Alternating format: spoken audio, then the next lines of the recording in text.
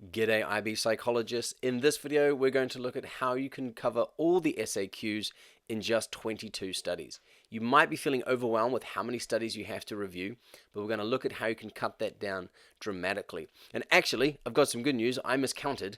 There's only 20 studies you really need for the SAQs. Now, I'm going to hasten to add, this is if I were doing the course, these are the studies that I would choose. You might have a few more, you might have a few less.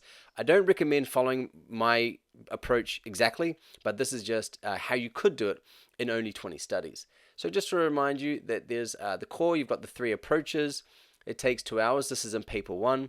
And you're going to have a short answer question on each of the 3 approaches. So section A, that's what we're looking at in this video, will look something like this. 1 biological SAQ, 1 cognitive SAQ, and 1 sociocultural SAQ. Now, these are mandatory, you must answer them, so you have to revise all topics with at least 1 example and 1 study. That's where the amount of studies you have to revise can really mount up. I've made another video where I look at, I think section A is the key to getting a 7, and in this video I do the math and break that down and why I think that's the case. How impressive is that beard? It reminds me of Wooly. There's a bit of similarity there. But anyway, moving on. The topics here, these are the topics that might be in the exam. And this is taken from page 9 of my revision guide. Okay, we can see here's quite a bit here to review. The terms in italics are SAQ terms only, so you need to know those. And we can see that the exam questions are taken straight from the topics, right? Explain how one hormone influences the behavior. Here's the word here. Same thing, the cognitive approach. Here is the overview, and we see schema theory. So the SAQs are going to come from these topics. This is really important to know. I can't overstate this enough because these topics should guide your revision. Now, if you're wondering, okay, well, it would have been nice if the IB had have told us, okay, what about stereotypes do we need to know? What about cultural dimensions do we need to know? There's loads of review resources. You can use the IB Psychology guide to try to figure it out. It can be a little bit confusing, but the revision guide has all the questions and the key outcomes that you need to learn, and there's loads of resources available as well. I think I've got some other videos where I explain what you need to know for each topic as well. But the point here is that we've got all of these topics, and that's what the SAQs are going to be based on. Now, when I put them all together like this, it can seem really overwhelming, right? These are all the biological, cognitive, sociocultural topics with the all the additional terms added in there. Now, let's not forget, we also have to add these research methods questions and ethics questions. In the old syllabus, research methods and ethics were asked in relation to each approach. That was nice. Now, they've added them in relation to each topic. Not these individual topics here, sorry, but there's the 3 biological, 3 cognitive, 3 sociocultural, the brain and behavior, cognitive processes, etc., etc. We'll get to that in a moment. But anyway, in total, we're looking like 59 possible short answer questions here. Again, if you're taking a linear approach to the course, you got 1 topic, 1 study, 1 topic, 1 study. This is going to be really overwhelming. So we can see why it's valuable to reduce the amount of studies that you're going to need. So I'm going to show you here how you could do the cognitive approach in just 7 studies, right? So all of these could be covered in only 7 studies. So if we look at the topics, here they are. And remember, these are showing up in italics are the SAQ terms only. There's quite a bit there. Now, I like, these are the key studies that I would use that I include in my revision guide, in my course, in my green textbook, so that my students, so Robbins, for example, might not be familiar to you if you haven't been using my textbooks or resources, but it is in the Flashcard series, which is available now. But anyway, that's a good study. Now, it's Robbins here, but if you're using a different working memory model study, you could also use that, right? I recommend, if the question gives you a choice of which model to write about working memory. Most students will go with the multi-store because it's basic, but I think it limits how much understanding you can show. Because the working memory is a little bit more abstract and difficult to explain, I think if you're really confident with the working memory model and you really revise it really well, hey, again, flashcards can help with that, then that's a good one to choose. But anyway, we can use Robbins for either of those 2 topics. I like Peterson and Peterson for the multi-store model. I like Bransford and Johnson for schema theory, and also cognitive schema. I like the Kahneman-Tversky. Now, this is one that was not included in my original textbook. It is in the blue revision textbook, and I've made a blog post on it as well because I didn't put it in the green textbook. The reason why is because the addition of these 2 terms is what really led me to go with this is the better option here. If it's just thinking and decision making, then Becker et al.'s fMRI study is really good for that because it can show the link with the VMPFC and decision making. But when you get into these nitty gritty examples here, which they added after all the textbooks were published, I think Kahneman Tversky is probably superior. Now, if I was writing an essay, then the Becker et al. Was a really good one to add to the essay because it shows the link between the brain and cognition. But I think for the SAQs, Kahneman Tversky is probably the best one here, especially if we're looking at the dual processing model. Okay, and then we have Loftus and Palmer, the classic, I think, for reconstructive memory. Again, you could intersperse any reconstructive memory theory study here for these two. Biases in decision making, I would go with Stone and confirmation bias. And here we have Buchanan and Lavello, the effects of cortisol on memory. So in this case, the emotion is fear. Fear is released and cortisol is released. That improves our memory of emotional information. So we can see here, all of these topics covered with 7 studies. Now, I could go one less, and biases in thinking and decision making with Stone. Stone shows the effects of stereotype on memory, so that's where the confirmation bias comes in. Now, that could also be used for schema theory and cognitive schema. However, Stone is a stereotype. Stereotypes are technically social schemas, which is why my goal here wasn't to see how few studies I could do. If I was trying to do that, I would cut out Bransford and Johnson and use Stone here, even though it's not the best one. My goal was to use the best studies, the best examples for each topic. That's why I've gone with Bransford and Johnson and Stone, and we have 7 studies.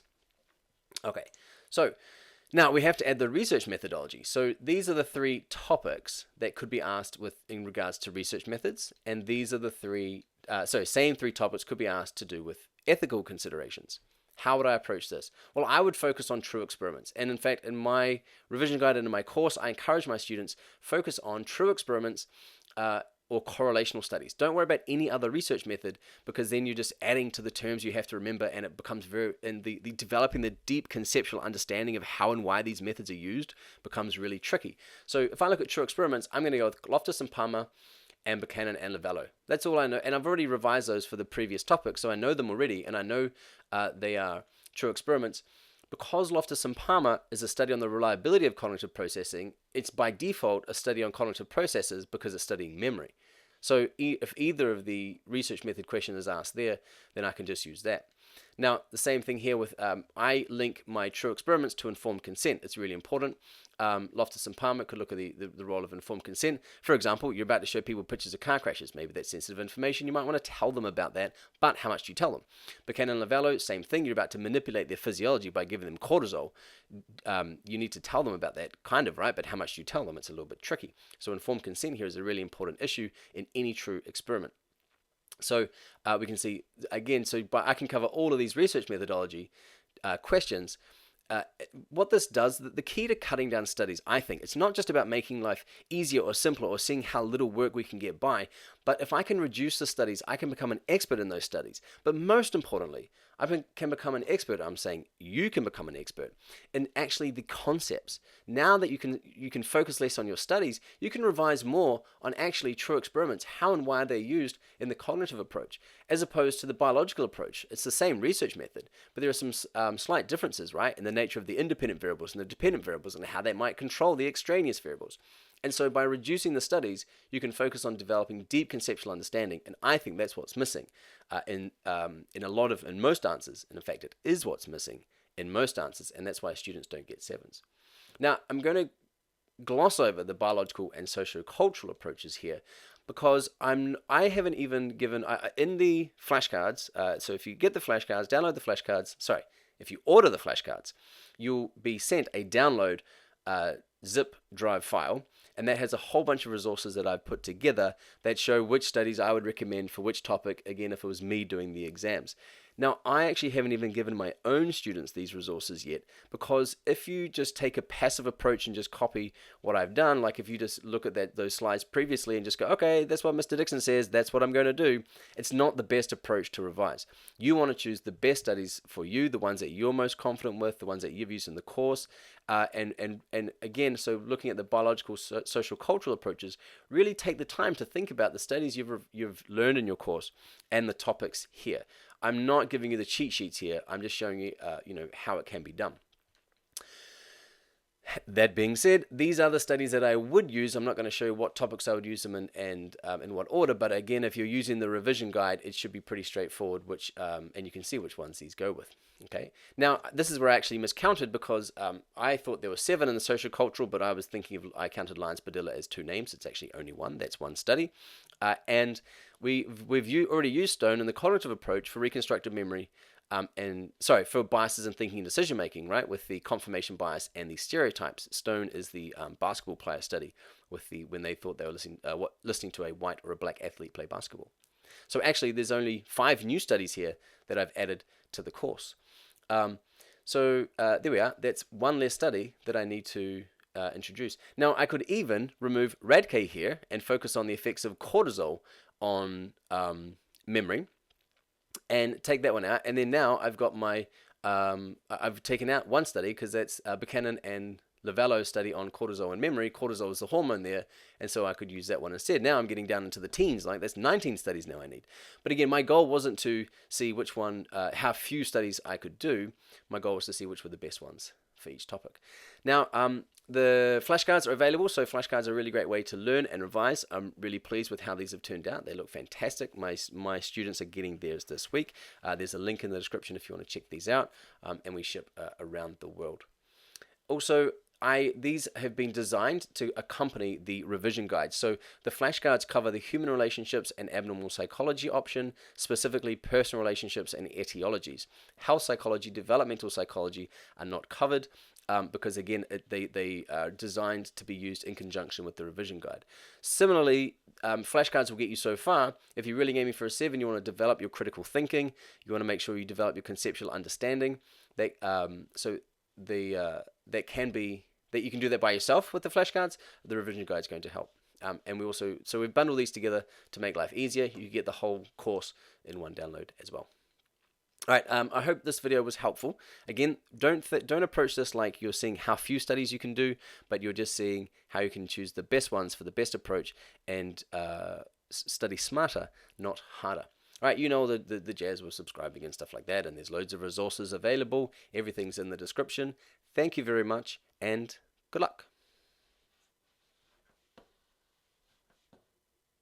Hey, if you're still listening, do you like it with the video or just with my voice? I don't know. Sometimes I think when I watch videos, I like seeing someone in the corner explain things to me because then I feel like I'm actually being taught. But then sometimes I feel like it's a little vain of me to have my face here in the corner when I'm not really adding anything. It's just my voice. So let me know in the comments.